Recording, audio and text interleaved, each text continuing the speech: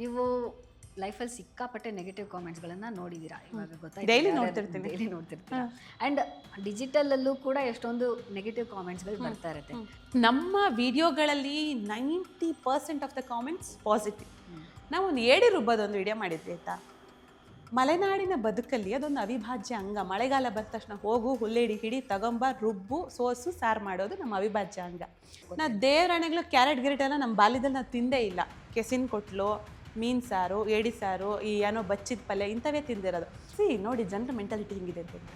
ಏಡಿ ರುಬ್ಬಿದಾಗ ಎಲ್ಲ S B ಆ ಥರದ್ದೆಲ್ಲ ಬಳಸ್ಬಿಟ್ಟು ನಿಮ್ಮನ್ನು ಇದೇ ಥರ ಹಾಕಿ ರುಬ್ಬಬೇಕು ಅಂತ ಹಾಕಿದರು.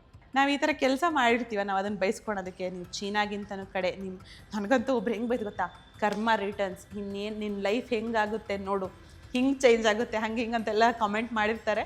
ಔಟ್ ಆಫ್ ಕ್ಯೂರಿಯಾಸಿಟಿ ನಾನು ಪ್ರೊಫೈಲ್ ಚೆಕ್ ಮಾಡಿದೆ ಹೋಗಿ. ಚಿಕನ್ ತಿಂತಾ ಇರೋದು, ಮಟನ್ ತಿಂತಾ ಇರೋದೆಲ್ಲ ಇತ್ತು ಅವ್ರದ್ದು ಪ್ರೊಫೈಲಲ್ಲಿ. ನೀವು ಏಡಿಗಳನ್ನು ರುಬ್ಬಿ ಹಾಳು ಮಾಡ್ತೀರಾ, ಅವ್ಕೆ ಸಂತತಿ ಇಲ್ಲ. ಏಡಿಗಳೇನು ಅದು ಬೆಳೀತಾ 100 ವರ್ಷ 500 ವರ್ಷ ಏನು ಬದುಕೋದಿಲ್ಲ ತಾನೆ. ಅವು ಭೂಮಿ ಒಳಗಿಂದ ಬರುತ್ತೆ. ಯಾವಾಗ ಮಳೆ ಬಂದಾಗ, ಸೀಸನ್ ಬಂದಾಗ, ಕೆಸರೆಲ್ಲ ಪ್ರಾರಂಭವಾದಾಗ, ಗದ್ದೆ ನೆಟ್ಟಾಗ ಅವು ಅದಷ್ಟೇ ಅಲ್ಲದೆ ಅದು ಹೆರಿಟೇಜ್, ಅದು ಮುಂಚಿಂದನೂ ಮಾಡ್ಕೊಂಡು ಬಂದಿದ್ದಾರೆ. ಹೌದು, ನೆಗೆಟಿವ್ ಈ ಥರದ ಕಮೆಂಟ್ ಬರ್ತಾ ಇರುತ್ತೆ.